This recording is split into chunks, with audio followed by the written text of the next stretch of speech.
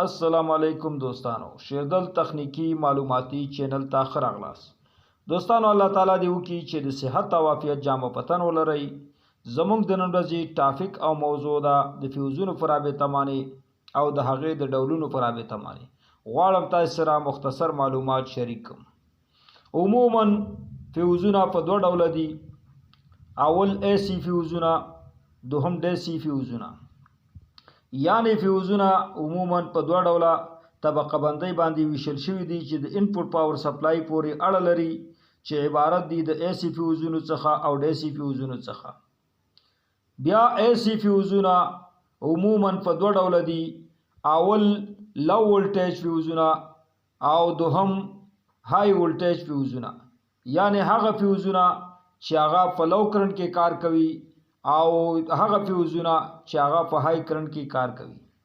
راځو دوستانو د فیوزونو ډولونو، د هغې شکلونو او د هغې نومونو ته. اول ریویریبل ټیپ فیوزونه عبارت د هغه فیوزونو څخه دي چې د هغې په منځ کې ویر کنیکشن شوی وي. کله چې اوورلوډ یا شارټ سرکټ راشي نو دغه ګرمیږي، هیټینګ کوي او سوځي، له منځه ځي. نو دوباره موږ کولی شو چې دغه ریپلیس کو، بېرته ترې کار او استفاده وړې وګرځو او ګټه ترې واخلو.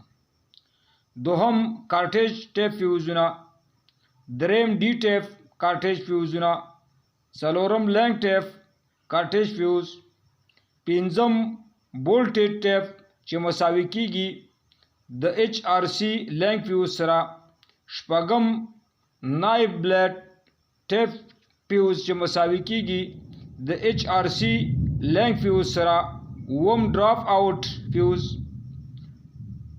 اتم سټیکر فیوز، نهم سویچ فیوز، لسم کارټیج ټیپ چې مساوي کیږي د HV یا HRC فیوز سره، یولسم لیکویډ ټیپ چې مساوي کیږي د HV یا HRC فیوز سره، او دولسم ایکسپولیشن ټیپ چې مساوي کیږي د HV فیوز سره. دوستانو، زموږ د نن ورځې ټاپک او موضوع همدومره وه.